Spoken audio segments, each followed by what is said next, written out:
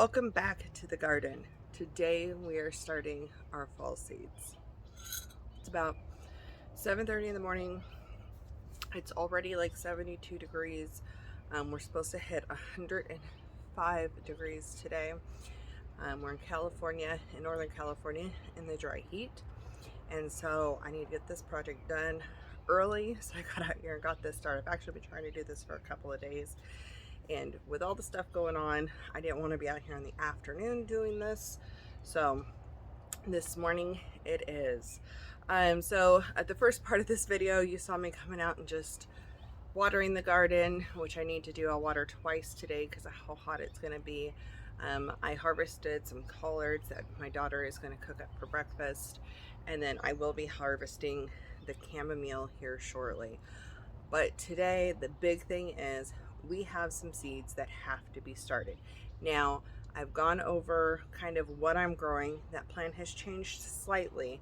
I'm trialing a new app, new to me app, for helping me figure out for my zone when to start seeds. And so a couple of the things changed on when I'm going to start them. Today, I'm actually behind on two of them, according to that, but I wasn't ready to start seeds in June. So we're going to start the cabbage, the Brussels sprouts, and I'm going to attempt some celery. I'm only doing 2 pockets of celery. If you're new here, I grow into 3 GreenStalk towers. So I will be resetting those towers soon, getting ready for fall. I actually produce the most food in the fall with these because I have less pest pressure, and man, I'm just harvesting off of them every single day. So we're gonna get this started. Do what I say, not what I do. I should have washed this seed starting tray back when I was done using it, but I didn't. So I had to wash it out really good today. I used a bottle brush. It's a smaller bottle brush, and got in there and really just made sure nothing was in there. You want to make sure you start with clean trays because that'll lessen the chances of bacterial or disease issues on your seedlings. All right, so the other thing I did is I got some seed starting mix. I'll bring you down here and show you the bag. Alright, so I got some regular seed starting mix. This is sterile seed starting mix, and it's great for just starting seeds. However, the issue I had this last time was a nutrients problem because I didn't pot them fast enough. So I did go ahead and get the recipe 420, the purple label of Bang potting soil. There's no pot in it for those that's an issue for, but this has been great for my planters. This made a big difference in finding good soil for my GreenStalk. So I use this. So I am going to try to use this for my seed starting as well, so they have some nutrients. But I might mix in, depending on what the soil looks like, might mix in some of the seed starting mix to give it some fluff. Okay, so we're going to jump in and get started. I do want to remind you, I do live in an apartment. It's a big community here, so I'm out here early trying to get all my recording done. I apologize in advance if there's noises in the background, but so is life, right?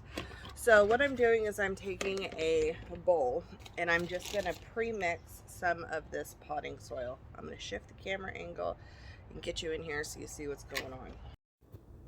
Okay, so I'm going to go ahead and get into this bag and get started.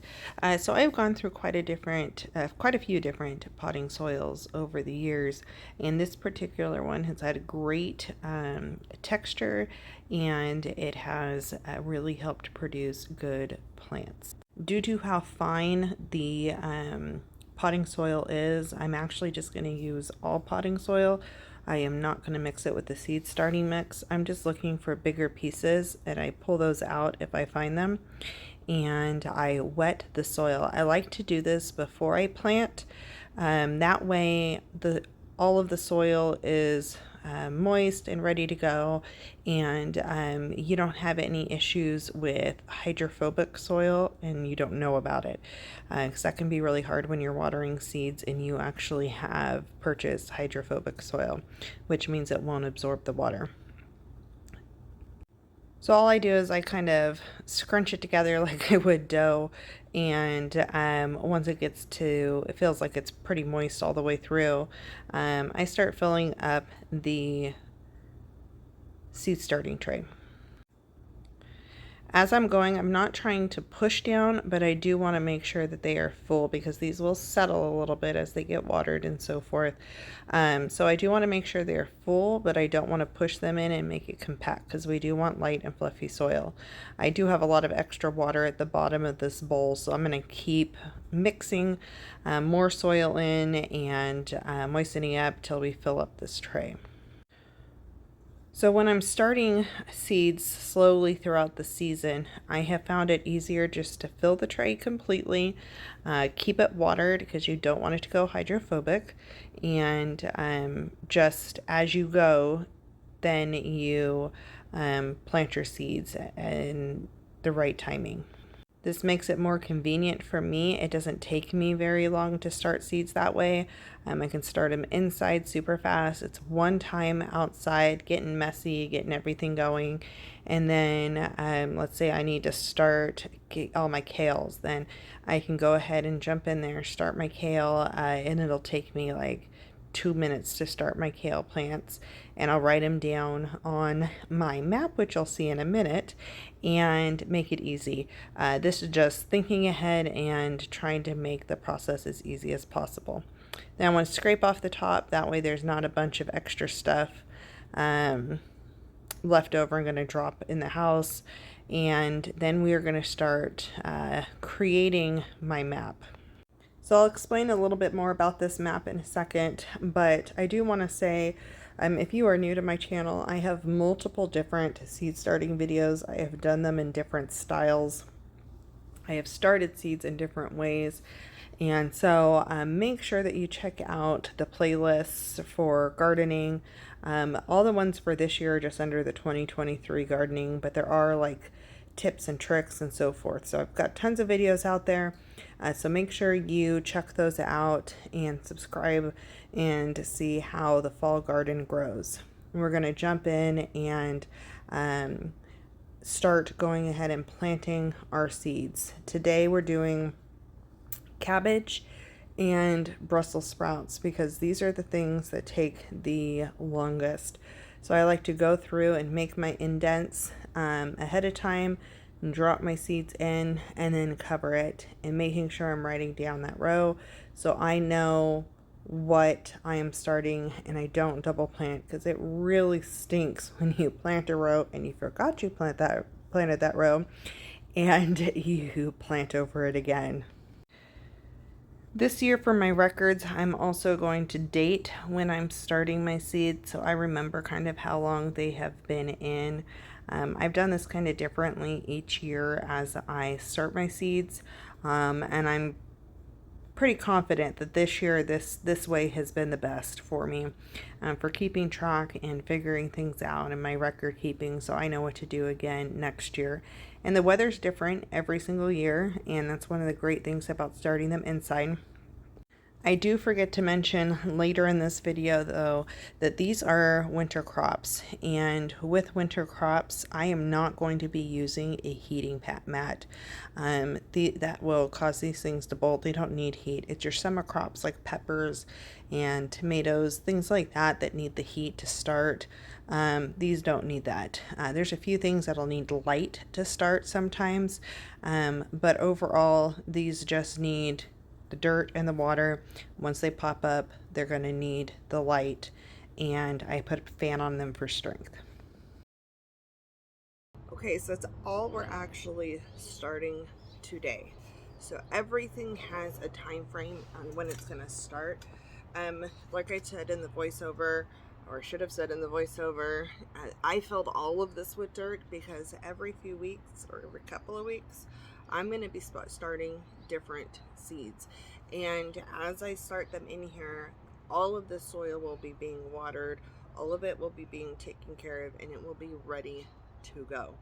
And then I don't have to disturb anything that's already growing. This map has been my lifesaver the way I do this. And you saw me writing on it, and basically I have my row of 6, which is great because that's one GreenStalk tier.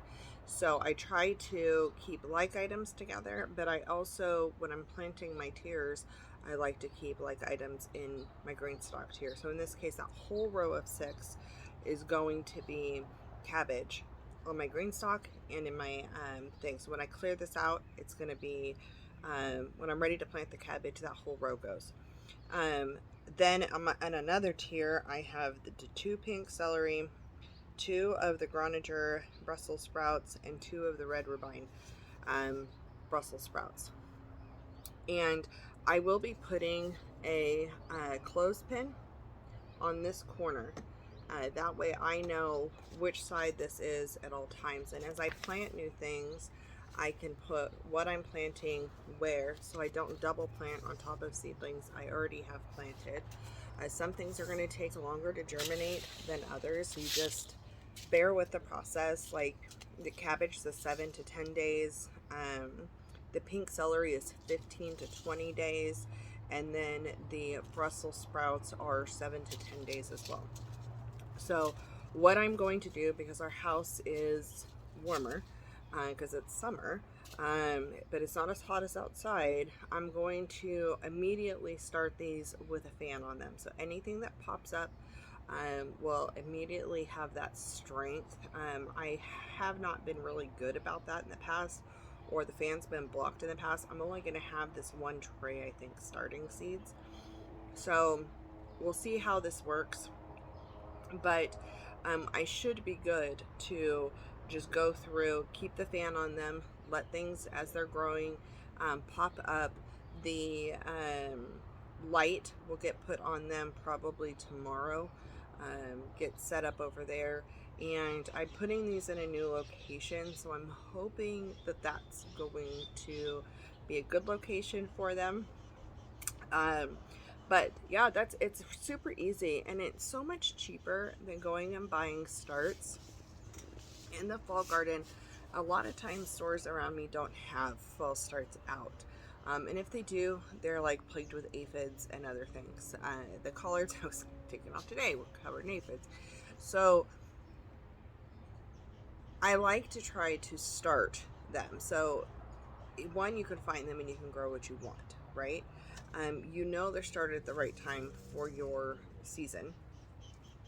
And then also, this pack of cabbages cost me $3. So I got 6 cabbage starts for over 6, because there's way more in here. But let's just say for this season, 6 cabbage starts for $3. Now, I bought this last year. I've already grown cabbages out of here. So if I would have counted that towards last year's budget, then I'm growing 6 cabbages for free.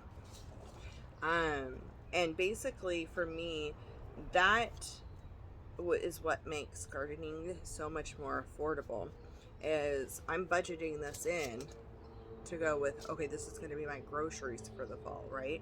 And I'm out here every day harvesting in the fall. The key is I did not start early enough last year, which is why I'm really getting on the ball with starting seeds inside. I'm trying to figure out when to start them at the right time. So our sun is getting, we're having less and less sun because June 21st or 22nd is the most amount of sun we're going to get. And then in December is the least amount of sun we get, right? And so getting them out now when they're getting them growing while they have the sun that they need, they're going to get to full size. And then in the heart of winter, they're not going to grow a ton, but they're going to already have food on them. They will grow a little bit here, but not a ton. And then as the days get longer in January and February, then I will start to get more stuff off of them again. They'll start to pick up and grow again. So one of the reasons why I love this. The Brussels sprouts, though, I did start way too late last year. I didn't get a lot of good development, so I'm hoping by starting them earlier this year will be good. I'm going to get these inside before it gets any hotter out here. Get this set up and follow along, because I will be doing more updates on when I have gardening content. I will be updating on how my seed starting is going, and keep you going with this. But I really suggest that you start seeds. Try.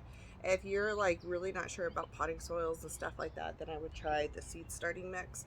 Just know that you need to pot them up like pretty quickly, because the seeds use all the nutrition that they have in that first little bit just to pop up, and then they have no nutrients left in them to keep going. And if the soil has no nutrients, then it's not going to do it any good. It's going to stunt it. So that's kind of what happened in the spring when I was using just the seed starting mix, and I went back doing the potting soil, and that should work. I've used potting soil in the past. I just didn't like the potting soil I used before. So we're going to try seed starting in this year.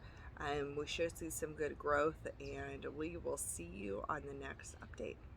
Have a blessed day, guys.